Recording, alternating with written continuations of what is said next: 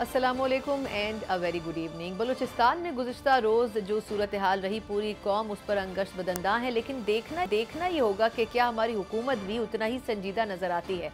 वज़ीर दाखिला बलूचिस्तान पहुँचने के बाद ये कहते हैं कि इस पूरी सूरत हाल तो सिर्फ एक SHO की मार है। अगर सिर्फ एक SHO भी फाल तरीके से काम कर ले तो बलूचिस्तान तब्दील हो सकता है। क्या वाकई अगर ये दुरुस्त है तो फिर पूरे बलूचिस्तान में क्या एक SHO भी दस्तयाब नहीं है जो कि बलूचिस्तान की सूरत हाल को कंट्रोल कर सके? यकीनन ये एक लम्हा फिक्रिया है। दूसरी तरफ हम ये देख रहे हैं कि अरबों रुपए इस हवाले से ख़ास तौर पर ग्रांट की सूरत में जारी किए जा रहे हैं कि दहशतगर्दी के नाम पर जो जंग लड़ी जानी है और सिक्योरिटी के हवाले से जो वसाइल और मसाइल एक साथ दरपेश हैं, उन दोनों को और सही मायनों में उनके हवाले से काम करने के लिए क्या तैयारी है, इस हवाले से अब हुकूमत ने अपने ख़जाने के मुँह भी खोल दिए हैं। लेकिन इसके साथ वफाकी काबीना के आज के इजलास में इस बात पर भी गौर किया गया है कि दहशतगर्दी के खात्मे के लिए आखिर हमने क्या हिकमत अमली इख्तियार की है और कितनी चीज़ों में और कितने मसाइल में हमें सामना करना पड़ सकता है उन तमाम इशूज़ का। ख़ास तौर पर जब आप अलहदगी पसंद तहरीकों की बात करते हैं या नाराज़ बलोचों की बात करते हैं, ये वो तमाम इस्तिलाहें हैं जिसके ऊपर आज खुलकर वफाकी काबीना में बात की गई है। लेकिन अब देखना ये होगा कि आया सूबाई हुकूमतें और ख़ुद वफाकी हुकूमत सिक्योरिटी इदारों के साथ कितना ताउन करके इन मामलात को कंट्रोल करती है। लेकिन ये बड़ी हद तक वाज़े होता हुआ नज़र आ रहा है कि बलूचिस्तान के हालात हाथ से निकलते हुए महसूस हो रहे हैं। इसी पूरी सूरत हाल के ऊपर बात करने के लिए प्रोग्राम के इस सेगमेंट में मेरे साथ मौजूद हैं मुशीर बराए कानून और इंसाफ और मुस्लिम लीग नून के सीनियर रहनुमा बैरिस्टर अकील मलिक साहब। अकील साहब, बहुत शुक्रिया सर आपके कीमती वक्त के लिए। पहले तो ये फरमाइएगा कि आज वफाकी काबीना का इजलास हुआ, वैसे तो उसमें कुछ आईनी उमूर के ऊपर भी बातचीत होनी थी, लेकिन दहशतगर्दी के हवाले से खास तौर पर बात की गई। 6 नुकाती अपना एक एजेंडा भी था उस कैबिनेट मीटिंग का, लेकिन क्या समझ में आ सका है कि आखिर वजह क्या है, बलूचिस्तान अभी तक दुरुस्त शक्ल में क्यों नहीं जा सका है? जी सना, बहुत बहुत शुक्रिया। देखें, आज काबीना का इजलास जो हुआ है उसमें बड़ा दो टोक मौक़िफ़ आया है वज़ीर आज़म पाकिस्तान का और तमाम अरकान जो काबीना थे उनकी तरफ से एक बड़ा कलेक्टिव जो है रिस्पांस है। और ये तमाम तर रिस्पांस इसी पहराए में है जो कल बड़ा अफसोसनाक वाक़या आपने देखा कि बलूचिस्तान में हुआ और आए रोज़ पूरे पाकिस्तान में इस तरह के वाक़यात हो रहे हैं। ऑपरेशन ज़रब-ए-अज़्ब को आपने देखा, ऑपरेशन रद्दुल फ़साद को आपने देखा, अब ऑपरेशन अज़्म-ए-इस्तेकाम है। गो कि ये कोई काइनेटिक ऑपरेशन नहीं था, ये ज़्यादातर तो डिजिटल दहशतगर्दी या पाकिस्तान को जो दीगर इशूज़ को फेस करना होता है उन तमाम तर वेरियस फ्रंट्स पे उसके हवाले से था। लेकिन आई थिंक इसके काइनेटिक जो एलिमेंट है वो ज़रूरी है, क्योंकि जिस तरह जो है ख़ारजी फितना इस तरह एक हमला दर हमला किया जा रहा है और हमारे कोई भी वो सूबा हो, खा वो पंजाब में हो, KP में हो, बलूचिस्तान में हो, सिंध में हो या दीगर पाकिस्तान का कोई कोना या कोई हिस्सा हो, तो बड़ी एक अफसोसनाक तशवीश है इस तमाम तर पहराए पे पाई जाती है। और इसीलिए आज काबीना की मंजूरी भी हुई कि जो नेसेसरी फ़ंड्स फराहम करने हैं, जो फाइनेंशियल सपोर्ट है गवर्नमेंट की तरफ से to the law enforcement agencies, उनको वो फराहम करना बहुत उसकी अशद ज़रूरत है और वो फराहम होना चाहिए, ताकि हम उनको अगर स्ट्रेंथन करेंगे तो ही इंटेलिजेंस बेस्ड ऑपरेशंस और दीगर जो एक इंटेलिजेंस शेयरिंग है with in the law enforcement agencies उस पर एक बेहतर तरीके से काम करके एक जो कलेक्टिव फ्रंट है और कलेक्टिव जो हमने इस चीज़ के ऊपर मुकाबला करना है और इस नासूर से हमने अपनी जान छुड़ानी है, तो इंशाअल्लाह उसमें ये बड़ा फ़ायदेमंद साबित होगा। अकील साहब, ये भी बताएगा कि कौमी असम्बली का इजलास कल लगा कि थोड़ा उजलत में बुलाया गया और उसका कोई यकीनन पर्पस भी था, कुछ बिल्स कल भी पेश हुए, लेकिन कहा यह जा रहा था, क्योंकि ये एक थ्योरी है, इस पर आपका कमेंट चाहिए, कि कोई जुडिशल पैकेज था जिसके ऊपर गौर हो रहा था, लेकिन नंबर गेम पूरा ना होने की वजह से गवर्नमेंट उसको टेबल नहीं कर सकी। अब वो जो कोरम ना पूरा होने की वजह से इस सेशन को जुमे तक के लिए मुलतवी कर दिया गया है। क्या गवर्नमेंट की एक्चुअल इंटेंशन क्या थी कि इस इजलास को कैसे यूटिलाइज करना है, अगर आप इनसाइट थोड़ी बता सकें? देखें, आपको in a calendar year national assembly के लिए जो है वो कुछ दिन पूरे करने पड़ते हैं। 180 समथिंग डेज़ हैं जो आपने पूरे करने होते हैं और उसी पहराए में ये इजलास बुलाया गया था। कोई गवर्नमेंट की इंटेंशन किसी भी किस्म की आप जुडिशल पैकेज कहें, कॉन्स्टिट्यूशनल पैकेज कहें या उसको कोई दीगर नाम दे दें, रूटीन की लेजिस्लेशन थी। रूटीन की लेजिस्लेशन जो है वो तमाम तर चीज़ें आपके सामने आई और आपने देखा, हाँ, इस्लामाबाद के हवाले से, उनके बल्दियाती इंतखाबात के हवाले से ज़ाहिरी बात है, Islamabad with the passage of time जिस तरह वो इंक्रीज़ किया है और दीगर उसके मेम्बरान की तादाद भी इंक्रीज़ करना थी और तमाम तरह एक इंक्लूसिव अप्रोच के साथ, जिसमें माइनॉरिटीज़ भी हैं, जिसमें ख़वातीन भी हैं, जिसमें यूथ भी हैं, जिसमें फार्मर्स भी हैं, तो इन तमाम तर चीज़ों को देख के एक बेहतरी थोड़ी सी कानून में लाई जानी थी और उस हवाले से भी इजलास था। तो इजलास तो इसी हवाले से ही बुलाया गया था, ना इसमें कोई कॉन्स्टिट्यूशनल पैकेज था, ना कोई इसमें कोई जुडिशल पैकेज था। ये दिन पूरे करने थे, तकरीबन 8-10 दिन है या 12 दिन है, ये आपको एक ज़िम्मेदारी है पूरी करना स्पीकर साहब की। तो वो उसी पैराए में ही ये तमाम तर चीज़ को लाया गया था। बहुत ज़्यादा चहम गोइयाँ हुई, बहुत ज़्यादा इस पे बहस भी हुई, बहुत ज़्यादा अफवाहें भी उड़ी, लेकिन मेरी तो समझ से ये बाहर थी कि क्यों इतनी ज़्यादा चहम गोइयाँ हो रही हैं सहाफ़ी हलकों से, क्योंकि इसमें अगर देखा जाए तो रूटीन की कानून साजी थी, उससे हट के कुछ भी नहीं था। हाँ, आज अब अगला सवाल अगर आपका ये होगा कि आज कुछ कॉन्स्टिट्यूशनल अमेंडमेंट्स के हवाले से और फिर एडजर्न हो गया मामला, तो आज प्राइवेट मेंबर बिल का दिन था और मंगल का दिन रूल्स ऑफ बिजनेस और प्रोसीजर के हवाले से जो नेशनल असम्बली को गवर्न करते हैं उनमें वाज़े तौर पे है कि मंगल का दिन प्राइवेट मेंबर डे होता है। प्राइवेट मेंबर जो अपने बिल लाना चाहते हैं वो होते हैं, और ये तमाम तर मेंबरान खा वो हुकूमत से ताल्लुक़ रखते हों या अपोजिशन से, वो अपने बिल्स अपनी जो जहन के मुताबिक या अपनी सोच के मुताबिक, या अगर वो कानून में कोई बेहतरी लाना चाहते हैं तो वो इंट्रोड्यूस करवा सकते हैं।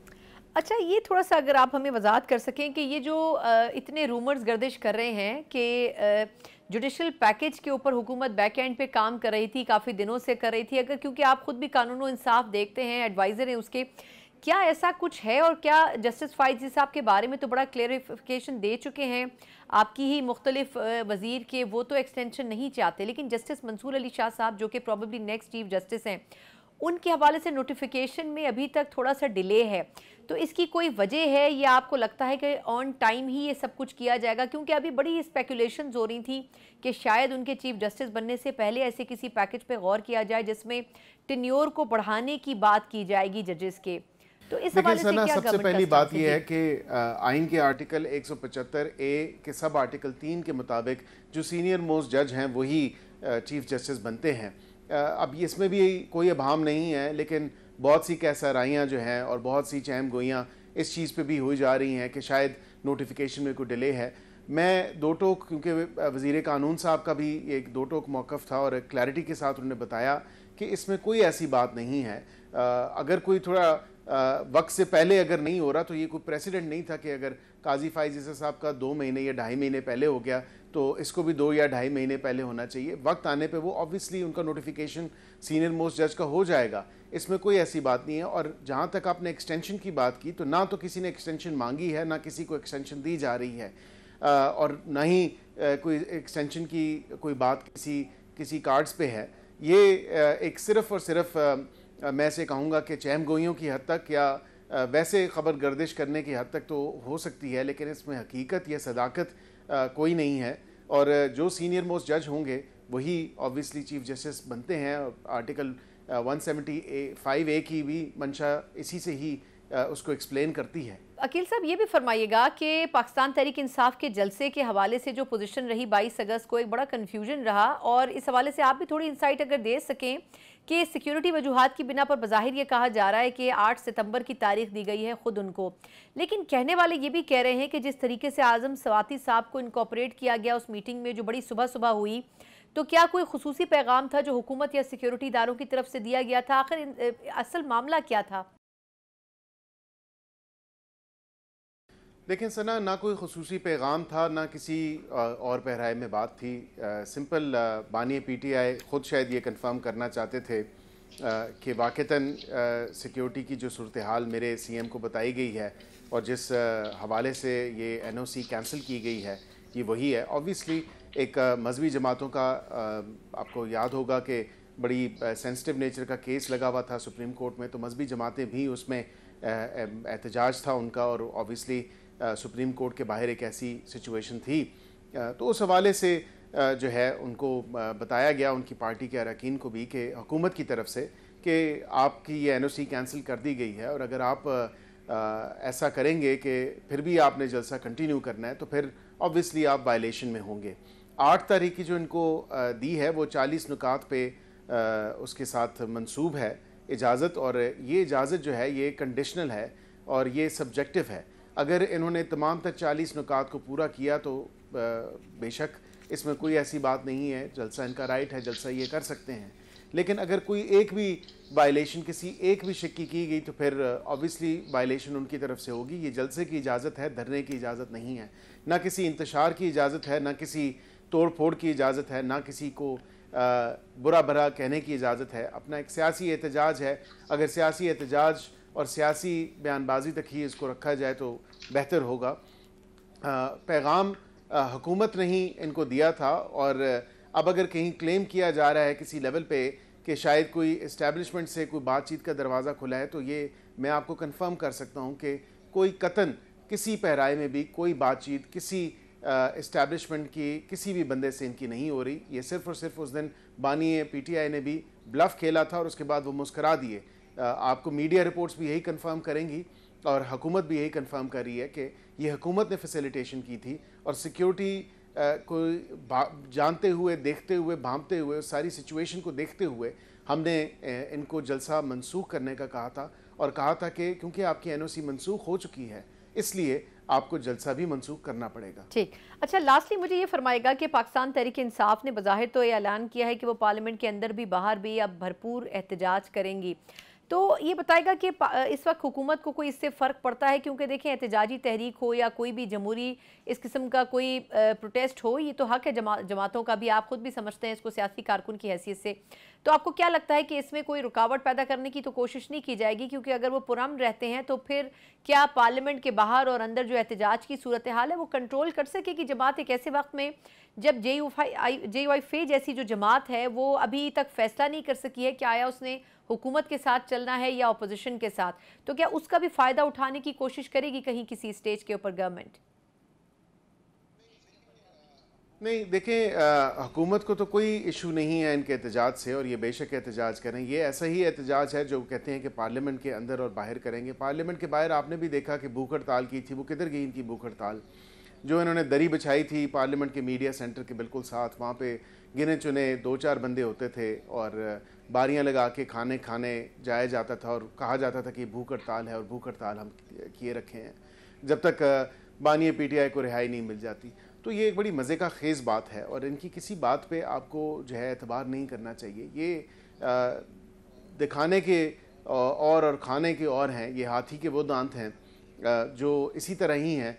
ना तो ये किसी एहतजाज को फ़ाल कर सकते हैं, ना किसी एहतजाज को बेहतर तरीके से ये कर सकते हैं। ये सियासी जमात अगर होते तो वाक़तन फिर कहा जा सकता है कि इनकी कोई सियासी अप्रोच होती, कोई सियासी सूझबूझ होती, लेकिन फ़िलवक़्त ये सिर्फ़ और सिर्फ एक इंतशार की सोच रखते हैं। और आपने देखा कि अपनी पार्टी के अंदर, आज भी मैंने प्रेस कॉन्फ्रेंस में यही बात वाज़े तौर पे कही कि ये इनकी अपनी पार्टी में इतना खलफशार है और एक इतनी खींचातानी है कि पार्टी ख़ुद अंडरस्टैंड नहीं कर रही कि वो अपने अंदर से टूट फूट का शिकार है। खा वो बुशरा ग्रुप हो या अलीमा ग्रुप हो या वो KPCM के अंदर जो वेरियस ग्रुपिंग्स है, इन तमाम तर चीज़ों को भी आप देखें तो ये ग्रुपिंग का शिकार हैं और ये पार्टी ख़ुद ही अपने आप को तोड़ के जो है ये ख़त्म कर देगी। जी, बहुत बहुत शुक्रिया बैरिस्टर अकील मलिक साहब, मुशीर बरा कानून और इंसाफ और मुस्लिम लीग नून के सीनियर रहनुमा हमारे साथ मौजूद थे। यकीनन नून लीग की हिकमत अमली तो हमने जानी। एक मुख्तसर वक्फे के बाद पाकिस्तान तहरीक इंसाफ किस तरीके से आगे अपनी सियासी तहरीक को लेकर चलेगी, अंदरूनी इख्तलाफात को मद्देनजर रखते हुए, इसके ऊपर बात करेंगे इस ब्रेक के बाद। ब्रेक के बाद एक बार फिर आपको खुशामदीद कहते हैं। एक तरफ पाकिस्तान तहरीक इंसाफ के हवाले से खबरें ये हैं कि पार्लियामेंट के अंदर हो या बाहर हो, ये जमात जहां भी होगी भरपूर एहतजाज करने का फ़ैसला कर चुकी है। लेकिन ये भी अपनी जगह अहम है कि 22 अगस्त का होने वाला जलसा अगर ऐन मौके पर मनसूख कर दिया गया और 8 सितंबर के लिए तैयारी है, तो इस हवाले से भी बहुत से लीडरान को एतमाद में नहीं लिया गया था। और इसकी नाराज़गी के हवाले से खबरें ये आती रहीं कि जब पार्टी का इजलास हुआ तो उस पर बहुत से रहनुमाओं ने इस बात के ऊपर एतराज़ भी किया कि क्यों पार्टी के दीगर कारकुनान और ओहदेदारान को इस हवाले से एतमाद में नहीं लिया गया। यकीनन इसके पीछे भी कोई बड़ी वजह मौजूद होगी, लेकिन अब देखना ही होगा कि खुद पाकिस्तान तहरीक इंसाफ की अपनी लीडरशिप किस हद तक बाकी कारकुनान को इकट्ठा कर पाती है, यकजा कर पाती है या फिर नहीं। एक ऐसे मौके पर जब इलेक्शन कमीशन की तरफ से ख़ास तौर पर इंट्रा पार्टी केस के हवाले से जब सुप्रीम कोर्ट में वो वजाहत के लिए गए हैं, तो उस फैसले के आने तक फैसला करने से इलेक्शन कमीशन को रोका गया है और इस बारे में इलेक्शन कमीशन अपना फैसला भी महफूज कर चुका है। लेकिन अब देखना होगा कि मखसूस नशिस्तों के बारे में आया सुप्रीम कोर्ट की तरफ से क्या जवाब आता है। उसको मद्देनज़र रखते हुए इलेक्शन कमीशन क्या उसकी रोशनी में फैसला करेगा या फिर नहीं। अब ये भी एक बड़ा इम्तिहान होगा खुद पाकिस्तान तहरीक इंसाफ के लिए। इन तमाम चैलेंजेस के हवाले से मजीद बात करने के लिए मेरे साथ पाकिस्तान तहरीक इंसाफ के ही सीनियर रहनुमा भी हैं, वकील भी हैं, शुएब शाहीन साहब। शुएब साहब, बहुत शुक्रिया सर आपके वक्त के लिए। पहले तो सर ये फरमाएगा कि इलेक्शन कमीशन ने जो इंट्रा पार्टी इंतखाबात का केस था उसका फैसला सुनाना था, लेकिन आप लोगों की तरफ से एक दरखास्त की गई है कि जब तक सुप्रीम कोर्ट इस बारे में राय ना अपनी क्लियर दे दे तब तक इलेक्शन कमीशन उसे होल्ड करे। सर अब उन्होंने फैसला तो महफूज कर लिया है, तो एक्सपेक्टेशन क्या है, क्योंकि इलेक्शन कमीशन के बारे में पीटीआई की राय कभी भी अच्छी नहीं रही है। नहीं तो इलेक्शन कमीशन ने खुद ही अपना कंडक्ट से साबित किया है कि जिस तरीके से उन्होंने इलेक्शंस कराए हैं, जिस तरीके से पीटीआई को टारगेट किया है, जिस अंदाज से बल्ले का निशान छीना है और जो रिटर्निंग ऑफिसर्स को अपॉइंट किया है और जो उनका कंडक्ट था, वो सारी चीज़ें सबके सामने आ चुकी हैं। जितना बदतरीन किस्म की धांधली इनके ज़माने में हुई है, और फिर जब सब कुछ होने के बावजूद हम जीत चुके थे, तो जिस तरह फॉर्म 47 बनवाए गए और इनकी ज़ेरे निगरानी सब कुछ हुआ, वो किसको नहीं पता। लेकिन हम तीसरा इलेक्शन करा के भी वो हमारे इलेक्शन के ऊपर उन्हें एतराज़ है। हम कुछ 100 दफ़ा भी इलेक्शन कराए, इन्होंने हमारी बात नहीं मानी। बिलाखिर फैसला अदालतों ने करना है, क्योंकि हमें इनका पता है, इनकी हरकतों का भी पता है, इनका अंदाज भी पता है और इनका स्टाइल भी पता है कि जिस तरीके से इन्होंने पहला इलेक्शन हमारा सेटिसाइड किया, दूसरा किया, तीसरे के ऊपर भी इनका एतराज़ है। बाकी लोगों की ड्राइंग रूम में होने वाले इलेक्शंस जो हैं वो 10 मिनट के अंदर अंदर वो सारे इनके लिए काबिल कबूल हैं। तो इस हवाले से चूँकि सुप्रीम कोर्ट एक शॉर्ट ऑर्डर दे चुकी है और उसकी तफसीली रीज़न्स आना बाकी हैं, तो इस वजह से हमारी लीडरशिप ने ये फैसला किया है कि फॉर द टाइम बिंग इनको रिक्वेस्ट की जाए कि सुप्रीम कोर्ट का फैसला आ जाए। तो हो सकता है कि इनके पास कोई गुंजाइश ही बाकी ना रहे कि वो कुछ ऐसा कर सकें।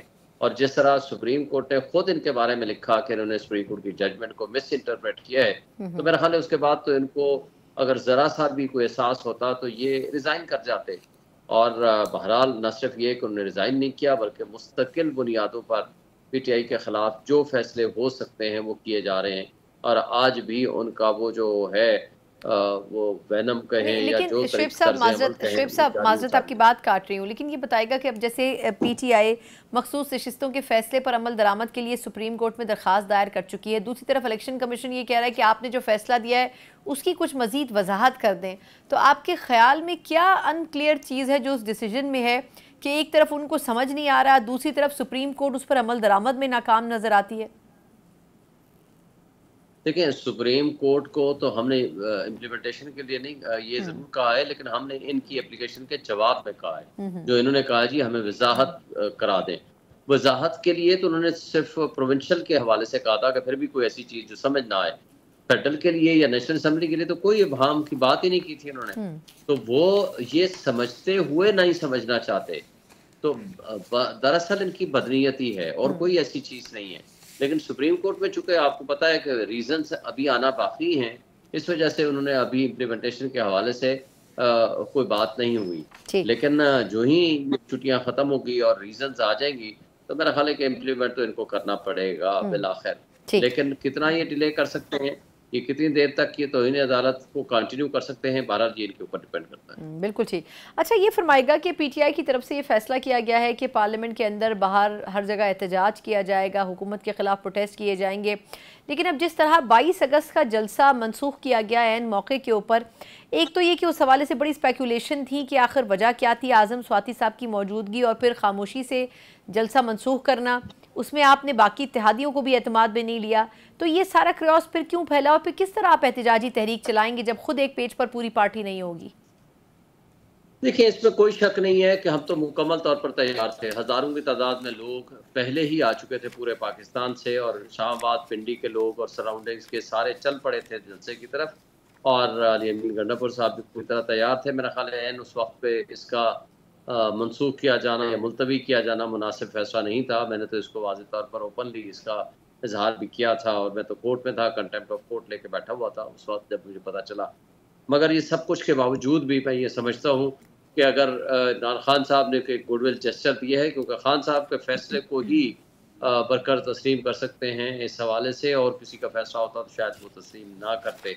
लेकिन मैं ये समझता हूँ कि खान साहब ने भी अब ये वाज़ेह कह दिया है, कल हमें वाज़ेह हुक्म दिया है और हम कहा है कि कौम पूरी को मैसेज दे दें कि अगर कोई अब इमरान खान का भी नाम लेकर आकर कहे कि जी हमने जलसा मनसूख कर दिया है, तो आपने नहीं करना, आपने पहुँचना है। और आपने सबसे बड़ा जलसा करना है, सिर्फ जलसा नहीं, आगे जुलूस और जो एहतजाज का सिलसिला है वो हमने कंटिन्यू करना है। ये इसमें कोई शक नहीं कि आप 8 सितंबर को इंशाल्लाह जलसा होगा, खा ये उसको कैंसिल करें, खा उसके रास्ते में रुकावटें पैदा करें या जो भी कुछ सिचुएशन क्रिएट करें, उसके लिए इंशाल्लाह हम मुकम्मल तौर पर तैयार हैं। दुरुस्त। अच्छा ये बताइएगा कि सर खैबर पख्तूनख्वा के मामलात क्या चल रहे हैं? मतलब वहाँ पर इतने इख्तलाफात हैं, अलीमा खान साहिबा वहाँ ज़ाती हैसियत में भी गईं तो उनके सामने शिकायत हुई, आतिफ खान साहब और उनके साथ एक और उनके जो हमरा शख्सियत थी उनको भी हटा दिया गया उनके ओहदों से। आखिर वजह क्या है? ये मसाइल क्यों मौजूद हैं? वहाँ पर लीडरशिप का फुकदान है या सीएम साहब कंट्रोल नहीं कर पा रहे एडमिनिस्ट्रेटिवली? देखिए, मेरा ख्याल है कि ये तो तंजीमी मामलात है ना, उसका गवर्नमेंट के इशूज से ताल्लुक तो कोई नहीं। तंजीम के हवाले से ये एक प्रेसिडेंट की एक डिस्कशन होती है, तो वो जिसको जहाँ साइन करना चाहे, जिसके साथ वो कंफर्ट फील करता है, वर्किंग रिलेशनशिप जिसके साथ वो बेहतर होते हैं, उनको रीजन की या एक ज़िले की जिम्मेदारी दे दी जाती है। तो ये रूटीन की तब्दीलियाँ होती हैं जो हो रही हैं। लेकिन आतिफ खान साहब या बाकी जो दोस्त जिनको तब्दील किया गया है, वो बड़े ऑनरेबल लोग हैं और खान साहब उनकी बहुत रिस्पेक्ट करते हैं और हमारे लिए भी वो बड़े काबिल एहतराम हैं। तो उस बात का इम्कान है कि उनको इससे भी कोई बेहतर जिम्मेदारी दी जा सकती है। तो लेकिन उनका पार्टी के अंदर कोई ऐसा कोई इतना बड़ा इशू कोई नहीं है। सर लेकिन अब जिस तरीके से गंडापुर साहब बयानात देते हैं, उन्होंने एक रोज़ पहले टीवी चैनल पर बैठकर कहा कि 22 अगस्त का जलसा मनसूख करने के लिए सिक्योरिटी इदारों ने उनसे खुद राब्ता किया था, तो अब फिर इसका क्या मतलब समझा जाएगा? देखें, बहरहाल उन तक राब्ता हुआ लेकिन उन्होंने फैसला तो नहीं किया। फैसला तो पहला आखिर इमरान खान साहब ने किया। जी, राब्ता तो देखें, एक चीफ मिनिस्टर है, एग्जीक्यूटिव अथॉरिटी का सरबराह है वहाँ का हुकूमत का, तो मेरा ख्याल है कि राब्ते तो हुआ करते हैं इस तरह के ऑफिशियल्स लेवल पे। लेकिन उसूली तौर पर अगर चीफ मिनिस्टर ने किसी से राब्ता किया है, चीफ मिनिस्टर से राब्ता किया गया है, तो वो एक सिक्योरिटी इशूज़ के हवाले से किया गया होगा। लेकिन बहरहाल अली अमीन गंडापुर साहब ने किसी हवाले से उसका फैसला नहीं सुनाया, ना ही फैसला किया। That matter was referred to Imran Khan साहब और इमरान खान के फैसले की रोशनी में ही वो फैसला सादिर हुआ और एग्जीक्यूट हुआ। अदरवाइज ये फैसला अली अमीन गंडापुर साहब ने अकेले में नहीं करना था। बिल्कुल ठीक। सर सेगमेंट का वक्त खत्म हो चुका है। बिल्कुल ठीक पॉइंट आपका आ गया। बहुत बहुत शुक्रिया शुएब शाहीन साहब, पाकिस्तान तहरीक रहनुमा हमारे साथ मौजूद थे। इख्तलाफात अपनी जगह, लेकिन पाकिस्तान तहरीक इंसाफ की लीडरशिप अभी भी यकसू नज़र आती है कि वो एहतजाजी तहरीक की सूरत में यकीनन इस हुकूमत का तख्ता किसी भी वक्त उलट सकती है। एक मुख्तसर वक्फा, उसके बाद खैबर पख्तूनख्वा में PTI की लीडरशिप का असल मसला क्या है, ये जानेंगे एक ब्रेक के बाद। ब्रेक के बाद एक बार फिर आपको खुशामदीद कहते हैं। 22 अगस्त का जलसा जब मनसूख किया गया तो बहुत से इल्ज़ामात में कुछ इल्ज़ामात ये भी थे कि अली अमीन गंडापुर साहब जो कि खैबर पख्तूनख्वा के वज़ीर आला हैं, उन्होंने भी इस फैसले के ऊपर एतमाद का इजहार नहीं किया था। लेकिन मामला यही नहीं रुका है। वहाँ पर मौजूद एक शख्सियत शकील साहब के हवाले से बड़ी खबरें रही कि पाकिस्तान तहरीक इंसाफ से मुनहरिफ हो चुके हैं। गंडापुर साहब से कई इख्तलाफात हैं, लेकिन जब उनकी सपोर्ट में आतिफ खान साहब और इस किस्म की दीगर शख्सियात ने बोलना शुरू किया तो अब सवाल ये खड़ा होता है कि अली अमीन गंडापुर साहब की पोजीशन एथिकली कितनी मजबूत एज आ पाकिस्तान तहरीक इंसाफ के रहनुमा और CM रह जाती है, क्योंकि वो सिर्फ खैबर पख्तूनख्वा में नहीं बल्कि पंजाब के अहम ओहदों के हवाले से भी खान साहब को मशवरे देते हुए नजर आ रहे हैं। असल मसला क्या है? आखिर खैबर पख्तूनख्वा की लीडरशिप में एतमाद का फुकदान है या फिर आपसी चपकलिश है? इसी के बारे में बात करने के लिए खुद खैबर पख्तूनख्वा पेशावर से हमारे साथ मौजूद है काफ़ी महमूद जान बाबर साहब। महमूद साहब, बहुत शुक्रिया आपके वक्त के लिए। पहले तो ये फरमाएगा कि आखिर KPK में चल क्या रहा है? शकील अहमद साहब ने पहले डिसओन किया गंडापुर साहब को, उनकी परफॉर्मेंस के ऊपर क्रिटिसाइज किया, अब उनकी हाँ में हाँ मिला रहे हैं आतिफ खान साहब जैसी शख्सियात भी, और उसकी सजा के तौर पर उनको भी अपने ओहदों से हटा दिया गया है। तो आखिर वजह क्या है इसकी? जी देखें, शुक्रिया सना। असल में बात यह है कि हमें जो चीज़ इख्तलाफात नज़र आ रहे हैं यहाँ पे, वो शायद PTI के से मुंसलिक एक कल्चर है।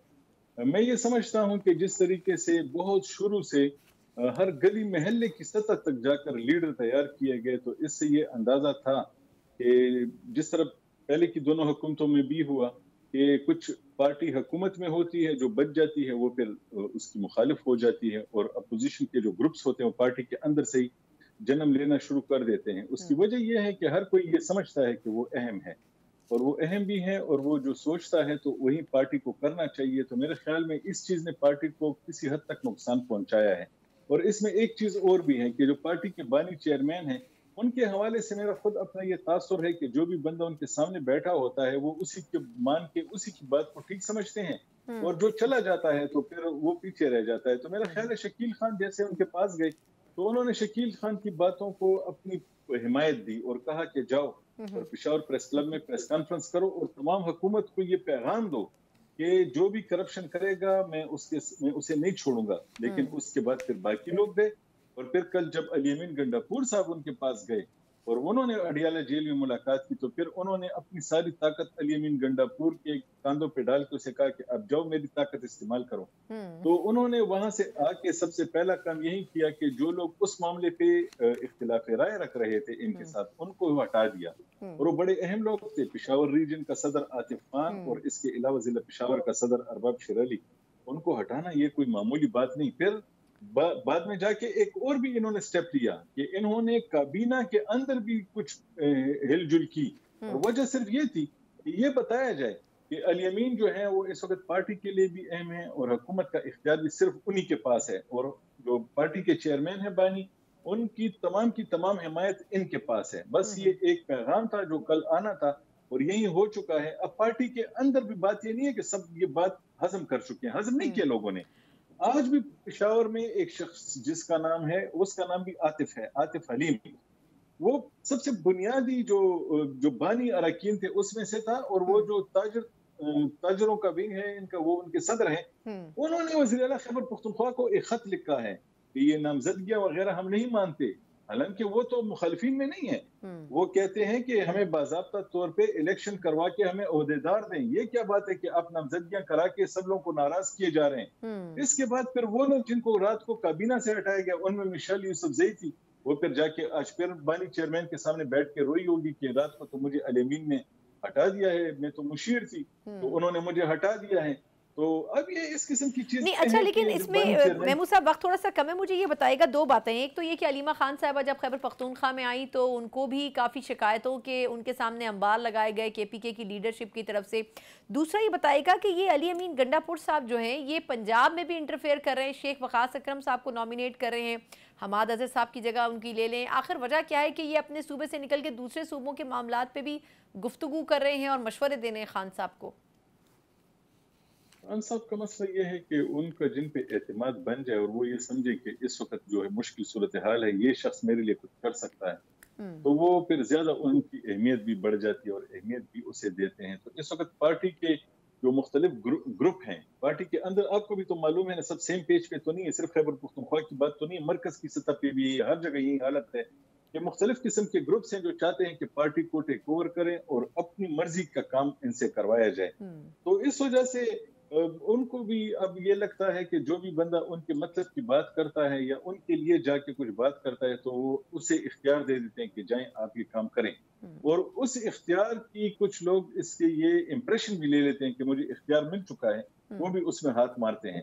तो मेरा ज़ाती ख्याल ये है कि अली अमीन गंडापुर साहब इस वक्त बड़े अहम हैं उनके लिए, और उनका ये ख्याल है कि ये ही बहुत सारे हमारे मसाइल हल कर सकते हैं, न सिर्फ पार्टी के अंदर कर सकते हैं, पार्टी के बाहर भी कर सकते हैं। और अली अमीन साहब ने खुद इस बात की तस्दीक की है कि जो जिन लोगों से खान साहब का खुद रब्ता नहीं है उनके साथ अली अमीन गंडापुर का रब्ता है, तो वो उनसे बातचीत भी करते हैं। तो अहमियत उनकी एक तरफ से नहीं है, बहुत सारी नहीं। तो बातचीत का कोई फायदा हुआ है? वैसे वक्त खत्म हो चुका है सेगमेंट का, लेकिन उनकी बातचीत का कोई फायदा हुआ है खान साहब के लिए? मेरा ख्याल है अली अमीन साहब को हुआ है। बहुत बहुत शुक्रिया महमूद जान बाबर साहब पेशावर साथ मौजूद थे, और बड़े दिलचस्प अंदाज में उन्होंने गंडापुर साहब क्या क्या फ़वाइद अपने तौर पर हासिल कर रहे हैं। पाकिस्तान तहरीक इंसाफ तो खैर हासिल कर सके ना कर सके, लेकिन अपनी ज़ाती हैसियत में ज़रूर हासिल करें, तभी अब तक CM खैबर पख्तूनख्वा के ओहदे पर फायज़ हैं। एक मुख्तसर वक्फा जहाँ खैबर पख्तूनख्वा का हमने रुख किया है, बलूचिस्तान में सिक्योरिटी की सूरत हाल इंतहाई अबतर होती जा रही है। आखिर वजह क्या है और कसूरवार क्या सूबाई हुकूमत है या विफाक की तरफ से भी ताउन दरकार है, इसके ऊपर बात करेंगे एक ब्रेक के बाद। ब्रेक के बाद एक बार फिर आपको खुशामदीद कहते हैं। बलूचिस्तान के हवाले से कल से अब तक जिस कदर खबरें आ चुकी हैं, दहशतगर्दी की मुतादिद कार्रवाइयाँ हो, सिक्योरिटी फोर्सेस के ऑपरेशन हो, या फिर दहशत गर्दों की खुद कार्रवाइयाँ हो जिसमें आम शहरियों की जानें गई हैं, यकीनन इस वक्त की हुकूमत के लिए लम्हा फ़िक्रिया है। जिस तरह वज़ीर दाखिला वहाँ पर पहुँचे हैं और इम्पॉर्टेंट तरीन बयान दे रहे हैं कि ये पूरी सूरत हाल सिर्फ एक SHO की मार है। उससे लगता यह है कि हुकूमत अभी तक वो SHO ढूंढने में नाकाम नजर आती है। आखिर वजह क्या है कि हुकूमत की तरफ से अभी तक सही तौर पर हिकमत अमली नहीं इख्तियार की गई है, और क्या इसमें वाकई सूबाई हुकूमत की कोई कोताही मौजूद है या फिर वाकई वफाकी हुकूमत की तरफ से हाथ उठा लिए गए हैं।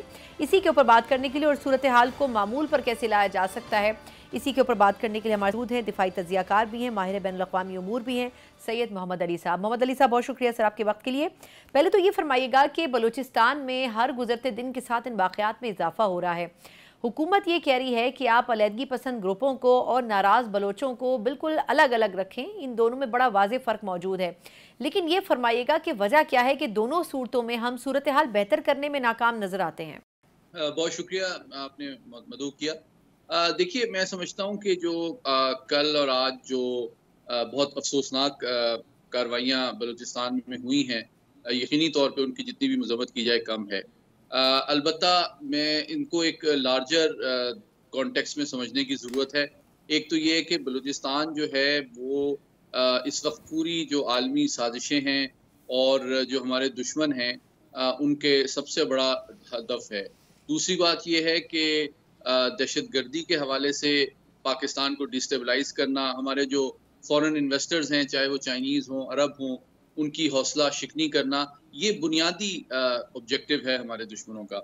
और इसके लिए सिर्फ ये जो दहशतगर्दी की कार्रवाइयाँ हैं, यही उसकी हिकमत अमली का हिस्सा नहीं है। इसके बेसिकली 3 पहलू हैं जो कि आप देख रहे हैं। पिछले चंद माह से एक बलोच यकजहती काउंसिल सामने आई, जिसका बुनियादी मकसद सिफारती सतह पे और सियासी सतह पे इन दहशतगर्द कार्रवाइयों के लिए फ़ज़ा हमवार करना था और हमदर्दी पैदा करना था। तो उसका दूसरा हिस्सा उनकी हिकमत अमली का ये था कि जब ये कार्रवाइयाँ की जाएँ तो इसका सबूत, मेरी दलील का ये है कि आप देखें इस पूरी बलोच यकजहती काउंसिल के किसी मेंबर की जानिब से इनकी मज़म्मत नहीं हुई है, उनके जो जनाजे हैं उनमें शिरकत नहीं हुई है। और तीसरी बात ये है कि आप बुनियादी तौर पर देखें किन को हदफ बनाया गया है। हदफ कोई फौजी को नहीं बनाया गया, हुकूमत को नहीं बनाया गया, हदफ बनाया गया है उन मासूम शहरियों को जो कि मजदूर हैं या टीचर हैं या ताजिर हैं। तो इससे ये बात साबित होती है कि ये लोग तो खुद रोजगार के लिए वहाँ आ रहे हैं, इनको हलाक करके तो बलोचों के कोई हुकूक तो नहीं हासिल हो जाएंगे, कोई तरक्की तो नहीं शुरू हो जाएगी। तो ये इससे साबित होता है कि बुनियादी तौर पे जो BLA और BLF हैं, इनका हदफ जो है मुल्क दुश्मन जो एजेंडा है कि बुनियादी तौर पे बलूचिस्तान को डिस्टेबलाइज रखा जाए, यहाँ से इन्वेस्टर्स को भगा दिया जाए, यहाँ की तरक्की और खुशहाली को रोका जाए, ये उनका एजेंडा है। इसलिए जब बात की जाती है कि उनसे बात करनी चाहिए या नहीं करनी चाहिए, तो बुनियादी तौर पे देखिए बात उसी से हो सकती है जो कि पाकिस्तान के आईन और कानून को मानता है। अगर उसके कोई ग्रीवेंस या तवक्कुआत भी हैं तो उनको सियासी तरह से हल किया जा सकता है। लेकिन अगर आप दहशतगर्दी कर रहे हैं तो दहशतगर्दों से तो मुज़ाकरात नहीं हो सकते। अच्छा मोहम्मद अली साहब, ये फरमाइएगा कि वजह क्या है कि हमारे वज़ीर दाखिला ये कह रहे हैं कि जो पूरी दहशतगर्दी की ये सूरत हाल है, ये SHO के भी कंट्रोल में आ सकती है। मतलब प्रैक्टिकली अगर वो एक सेन शख्सियत हैं, एक बड़ा ओहदा उनके पास है, आखिर वजह क्या है कि वो ये कह रहे हैं कि ये तो एक आम SHO भी कंट्रोल कर सकता है? क्या सूबाई हुकूमत के ऊपर क्रिटिसाइज कर रहे हैं? वजह क्या है? ऐसी क्या चीज़ उनको नज़र आ रही है जो बाकी लोगों को नज़र नहीं आ रही? देखिए, जो वज़ीर दाखिला ने बात की, इसको मैं समझता हूँ 2 तनाजुर में देखना चाहिए। एक तो ये कि आज जो उनकी मीटिंग भी हुई है वज़ीर आला बलूचिस्तान से, उसमें 3-4 चीज़ें खुशाइन सामने आई हैं, 3-4 जो अहम फैसले हुए हैं, उससे इसको मरबूत करके देखना चाहिए। और वो ये साबित करता है कि बलूचिस्तान की कुछ रिक्वायरमेंट्स हैं, कुछ एक्सपेक्टेशंस हैं लॉ इन्फोर्समेंट एजेंसीज के कैपेसिटी के हवाले से, पुलिस की कैपेसिटी के हवाले से। उन्होंने कहा कि ज़्यादा जो नए ASPs हैं उनको बड़ी तादाद में यहाँ तैनात किया जाएगा, नफरी पूरी की जाएगी, उनकी ट्रेनिंग का इंतज़ाम बेहतर होगा, उनको मज़ीद जदीद हथियार और जो आलात वगैरह हैं वो दिए जाएंगे, उनको एपेक्स कमेटी में मज़ीद खतीर रकम फंड्स की सूरत में दी जाएगी, जिसका बुनियादी मतलब ये निकलता है कि वो ये समझते हैं कि देखें फ़ौज तो एक लास्ट रिजॉर्ट है, लेकिन अगर इस तरह की कार्रवाइयाँ आपके एक बड़े पैमाने पे आपकी जो सूबाई हुकूमत के ज़ेर इंतज़ाम जो पुलिस और लॉ इन्फोर्समेंट एजेंसी हैं, उनकी सलाहियत और इस्तेदाद भी बढ़ाई जाए, तो यकीनी तौर पे उनका सद्देबाब बेहतर अंदाज में हो सकता है। हर जगह, हर रोड के ऊपर, हर चौकी के ऊपर फौज तो मुहैया नहीं रह सकती। ये काम हमारे सिविलियन इदारों को भी करने का है। अगर उनकी इस्तेदाद, काबिलियत और नफरी में इजाफा किया जाए तो कोई वजह नहीं है कि हम इसको बेहतर अंदाज में इन खतरात से निपट सकें। अच्छा, मुझे मुख्तसरन अगर मोहम्मद अली साहब बता सकें कि ये जो 20 अरब रुपए का पैकेज मंजूर किया गया है, मजीद भी टेररिज्म के खिलाफ ऑपरेशन में, आपको लगता है कि इसके अलावा कुछ असिस्टेंस की भी ज़रूरत है? क्योंकि ये तो रकूम तो खैबर पख्तूनख्वा में भी बड़ी हद तक फराहम की गई थी, लेकिन वहाँ पर भी मिस मैनेजमेंट की एडमिनिस्ट्रेटिव मसाइल रहे, तो ये कितना ज़रूरी है कि बलूचिस्तान में भी इस चीज़ को लुक आफ्टर किया जाए? देखिए, मैं आपसे बिल्कुल मुत्तफिक हूँ। सबसे बड़ी जिम्मेदारी जो है वो 18वीं अमेंडमेंट के बाद आप देखें, जो इंटीरियर का मामला है, वजारत दाखिला का मामला है, सूबाई सिक्योरिटी का मामला है, सूबाई फंड्स का और डेवलपमेंट का मामला है, ये तमाम मामला जो हैं सूबाई रिस्पॉन्सिबिलिटी हैं। और ये बात भी सही है कि माजी में बलूचिस्तान के साथ नाइंसाफियां हुई हैं, लेकिन अब उनका तदारुक किया जा रहा है और उनको वो वसाइल दिए जा रहे हैं। ये बात खुशाइंद है कि वज़ीर आज़म की हिदायत पे वज़ीर दाखिला ने दौरा किया और फौरी तौर पे ये इक़दामात उठाए गए हैं, जिससे जो भी उनकी कैपेसिटी, सलाहियत, इस्तेदाद में गैप्स हैं, उनको फौरी तौर पर पूरा किया जाए, ताकि हमारे जो आम लोग हैं, बलोच हैं या नॉन बलोच हैं, उनका लॉ इन्फोर्समेंट एजेंसी और कानून की अमलदारी पर एक एतमाद कायम हो। क्योंकि देखें, कोई फॉरेन इन्वेस्टर तो नहीं आएगा जब तक कि उनका सिक्योरिटी के ऊपर एतमाद नहीं होगा। इसलिए बहुत ज़रूरी है, और ये सिर्फ पाक फौज की जिम्मेदारी नहीं है, जो लाखों सिविलियन लॉ इन्फोर्समेंट एजेंसी के एहलकार हैं, चाहे वो FIA है, चाहे वो कस्टम्स है, चाहे वो लेवीज हैं, चाहे वो पुलिस है, चाहे वो स्पेशल ब्रांच है, उनकी भी उतनी ही जिम्मेदारी है। क्योंकि देखें, फौज से हट के एक जुमला सिर्फ मैं कहना चाहूंगा, फौज तो छावनियों में रहती है, जब कोई बहुत बड़ा क्राइसिस होता है तो उसको सिविलियन आइन के मुताबिक बुलाते हैं, लेकिन ये जो सिविलियन लॉ इन्फोर्समेंट एजेंसीज होती हैं, ये लोगों के गली मोहल्लों, शहरों, गांवों में हर वक्त मौजूद होते हैं।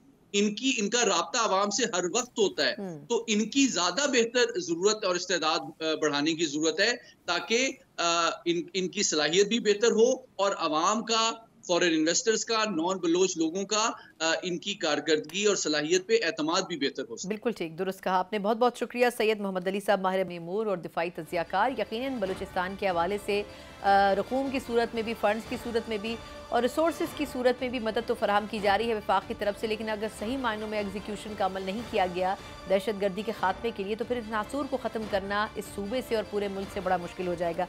इसी नोट के साथ प्रोग्राम से मुझे इजाज़त दीजिए। अल्लाह हाफ़िज़।